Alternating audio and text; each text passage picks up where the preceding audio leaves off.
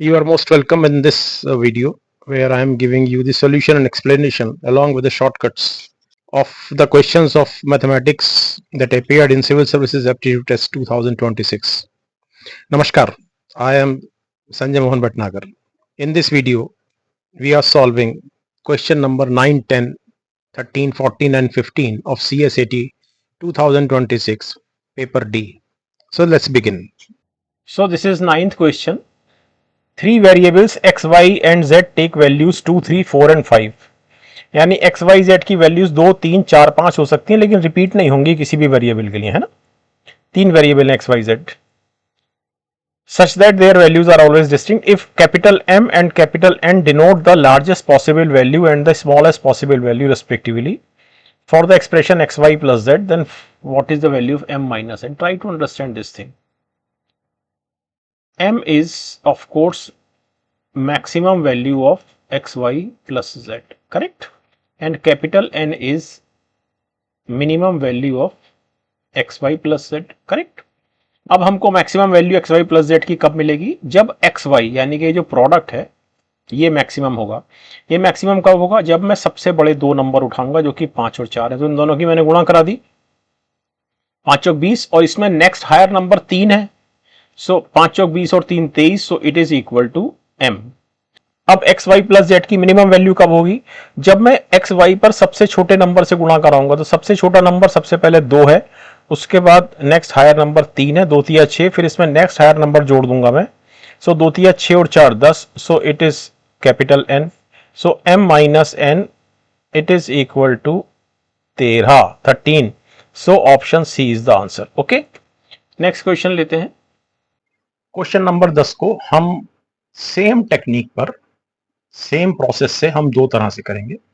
पहला तरीका थोड़ा लंबा होगा, उसमें मैथमेटिक्स या कैलकुलेशन ज़्यादा होगी। वो उन बच्चों के लिए है जो मैथ्स में जिनकी बैकग्राउंड कम है और कुछ मैथमेटिक्स सीखना चाहते हैं वो। तो जिन बच्चों की मैथमेटिक्स की बैकग्राउंड है वो निश्चित रूप से पहले तरीके को छोड़ सकते हैं और इमीडिएटली दूसरे तरीके पर पहुंच सकते हैं जो बाद में है। शुरू करते हैं। Suppose x, y and z are variables taking positive real numbers as their possible values. It is given that y is directly proportional to x square. So of course y equal to ax square. मैं समझा देता हूं, because y is directly proportional to x square, तो हमको इसको x square और y में एक इक्वालिटी का साइन रखने के लिए या इनको इक्वल करने के लिए एक कांस्टेंट लगाना होगा, तो हमने कांस्टेंट a लगाया है। Okay, and x is inversely proportional to z, so x is inversely proportional to z means for some constant say b, it is b upon z, simple, where a and b are non zero number, real number मतलब। अब देखिए क्या दिया गया है, for z equal to 7/25, ये आसान सवाल है वैसे। The values of x and y are 5 and 50, और अगर y बराबर 98 हो तो z की वैल्यू क्या होगी? तो एक चीज तो इसमें समझने की सबसे इंपॉर्टेंट ये है, मैं लाल पेन से लिख देता हूं, कि हमको y और z में रिलेशन चाहिए। तो हमको इन दोनों से, यहां से और यहां से हमको x को एलिमिनेट करना होगा। सो z इक्वल टू 7/25, तो इस जगह आते हैं और यहां पर जब z 7/25 है तो x की वैल्यू 5 है, मींस 5 बराबर 25b upon 7, means b equal to 7/5, correct. So this is 1, ये थर्ड इक्वेशन। तो इस b की वैल्यू को हम यहां पर प्लेस करेंगे 2 में, फ्रॉम 2 and 3, ऑफ कोर्स 2 में x equal to 7/5z, correct, और x की इस वैल्यू को हम प्लेस करेंगे इक्वेशन नंबर 1 में। So equation 1 becomes y equal to a x square, so 7/5 5z whole square means ये जो z आप नीचे देख रहे हैं z स्क्वायर हो जाएगा, तो मैं इसको राइट साइड लेफ्ट साइड में ले लेता हूं. So z square is equal to 7 7 जा 49 स्क्वायर हो गया, 5 का स्क्वायर 25 हो गया. a है ही बाहर और ये y इधर से आ गया. Correct. Now it is given that z equal to 7 upon 25 and y is equal to 50. So it is 49/25 गुणा a upon 50. So it is 49 upon 625 equal to 49 upon 25 into a upon 50. Correct. Means a बराबर 49 upon 625 गुणा 25 upon 49 गुणा 50. Correct. सो 49 से 49 cancel होता है और 25 625 को 25 बड़ा काटेगा डिनोमिनेटर में गुणा 50. सो a बराबर 2. तो हमारा ये रिलेशन बना था ऊपर z और y में. Correct.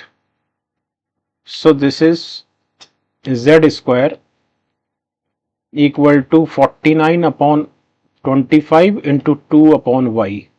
Now this time y is 98. So z square is equal to 49 upon 25 into 2 upon 98. So z square is equal to 49 into 98, so it is 1 upon 25. Means z equal to 1 upon 5. So option B is the answer. Okay. थोड़ा सा गणित था इसमें, a bit mathematics, लेकिन question आसान था. यहां से अब हम इसी क्वेश्चन को सॉल्व करने का सेम प्रोसेस सेम रहेगा, लेकिन हम इसको थोड़ा क्विकली कर लेंगे इस क्वेश्चन को दूसरे तरीके से. आई मीन प्रोसेस सेम है. आपने शुरुआत में देखा इस क्वेश्चन के कि y was equal to ax square and z was equal to 1 upon x, b upon x. Okay, means x equal to b upon z. इसको इसमें प्लेस करेंगे. So y equal to a into b upon z whole square means y equal to ab square upon z square. Okay. अब हमको a और b की value workout करनी है इस लाइन से. For reference this is equation number 1 and this is equation number 2. Okay. So in equation number 2, of course when z is equal to 7 upon 25, x is 5. So z means 7 upon 25 equal to b or 1 upon x means 1 upon 5 means b equal to 7 upon 5 है ना. ये हम निकाल भी चुके हैं जब हम इसी क्वेश्चन को पहले कर रहे थे. सो b equal to 7 upon 5. अब दूसरी इंपॉर्टेंट चीज यहां पर मुझे आपको ये बतानी है कि दिया हुआ है कि for z equal to 7 upon 25, x is equal to 5 and y is equal to 50. मैं यहां पर आपके सामने ये क्लेम करना चाहता हूं कि x equal to 5 and y equal to 50 equation number 1 से बंधे हुए हैं, यानी कि y equal to x square से. इसमें दिस इज इररेलेवेंट. z की वैल्यू 7 हो, 25 हो, 7 अपॉन 25 हो, doesn't make any difference. For some constant a, if x is 5 then y is 50. Simple. तो हम straight away x equal to 5 और y इक्वल टू 50 को इसमें प्लेस करेंगे a निकालने के लिए. सो E is equal to a and x square is 25 means a equal to 2. Correct. He is saying at y equal to 98. तो हमारे पास जो y और x का रिलेशन है वो है ये. So this is y equal to ab square upon z square. A is equal to 2 and b we have got 7 upon 5. So 7 upon 5 whole square into 1 upon z square. हमको z की वैल्यू निकालनी है given y equal to 98. So z square equal to 7 7 जा 49 into 98 upon 25 into 1 upon y, correct?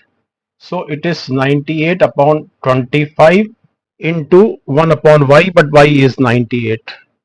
So it is 1 upon 25. So z square is 1 upon 25. So z equal to 1 upon 5.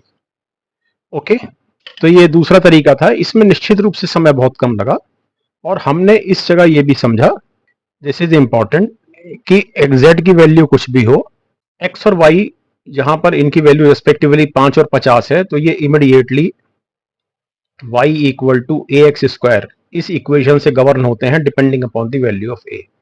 Okay, next question लेते हैं। Question 13 है, P, Q, R, S and T are ranked 1 to 5, not necessarily in that order. The rank of P is 4. तो figure एक बनाना शुरू कर देते हैं। So this is P, Q, R, S, T. Okay, the rank of P is 4. The rank of Q is not 5. The rank of R is 1. The rank of S is not 2. The rank of T is not 3. Which of the following are correct? The rank of S is 3. So rank of S is 3 given यहां पहले statement में, and that of T 2. तो ये बहुत simple सवाल है। अगर S की रैंक 3 हो जाएगी और T की रैंक 2 हो जाएगी तो Q की रैंक ऑटोमेटिकली 5 हो जाएगी, but this is not possible. ठीक है ना, तो statement 1 is not correct. Next statement देखते हैं। If the rank of Q is 3 then that of T is 5। अब देखिए P की तो 4 दी हुई है, ये R की 1 दी हुई है। अब अगर Q की 3 हो गई और T की 5 हो गई तो अब 2 ही बचा, तो S की 2 करनी पड़ेगी रैंक, और तो कुछ संभव ही नहीं है, कोई नंबर और संभव नहीं है। लेकिन ये 2 हो नहीं सकता, so it is not possible. तो दोनों स्टेटमेंट संभव नहीं है। So which of the following are correct? Neither 1 nor 2. Option D is the answer. Okay, so let us see this 14th question.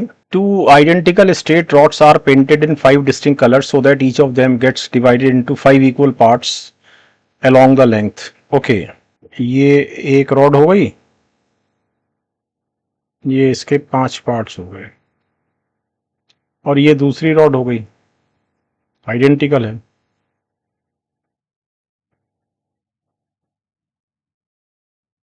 Okay, in one of them the portions are marked P1, P2, P3, P4, 5, यानी कि इसमें तो हम PIs mark करेंगे where I's is 1 to 5, not necessarily in the order, whereas in the second and the other they are marked Q1, Q2, Q3, Q4, Q5, so it is QI where I is from 1 to 5, not necessarily in that order. When the rods are kept parallel to each other side by side, P1 and Q3 match.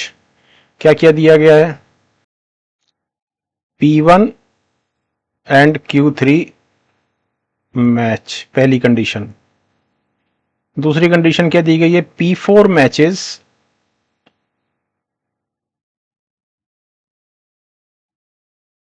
Q1 और Q2, okay, and Q4 matches P3, P5, Q4 matches P3 और P5, और चौथी condition दी गई है कि Q3 and Q5 are adjacent.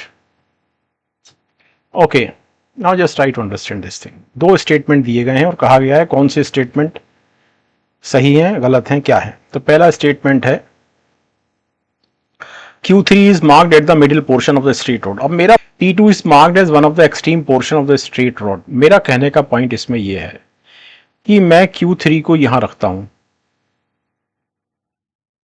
Okay, और अब ये जो दिए गए हैं कंडीशंस, इसके हिसाब से मैं इनको कलर्स को बैठाता हूं। इन कलर्स को बैठाने में अगर P2 यहां आ जाता है या यहां आ जाता है, अगर Q3 को बैठाने में, तो चूंकि Q3 सही है, अगर माना Q3 को मैं बीच में बैठाता हूं इस कंडीशन के साथ, तो पहला स्टेटमेंट तो सही हो जाता है। लेकिन उस दशा में अगर P2 इस एक्सट्रीम पर या इस एक्सट्रीम पर आ जाता है तो दूसरा स्टेटमेंट भी सही हो जाता है।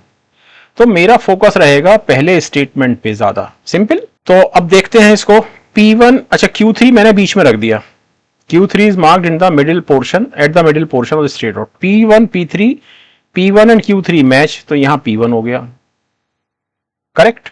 Q3 and Q5 are adjacent, तो Q5 को मैं यहां बैठा देता हूं, आप राइट हैंड साइड पे बैठा सकते हैं, इससे कोई फर्क नहीं पड़ेगा, क्योंकि उस दशा में यहां पर जो Q आएगा वो इस तरफ आ जाएगा। ओके, तो Q5 को मैंने यहां बैठा दिया, तो of course now this is Q1, Q2, Q4। अब देखते हैं permutation combinations. P4 matches Q1 और Q2, तो मेरी कोशिश रहेगी कि मैं P2 को कॉर्नर पे लूं यहां, तो मैं ये जो P4 है इसको मैं Q1 से मैच नहीं कराऊंगा, इसको मैं Q2 से मैच कराऊंगा, ताकि मेरे पास P2 को यहां रहने का, यहां रखने का एक मौका रह सके, ताकि मैं टेस्ट कर सकूं दूसरे स्टेटमेंट को।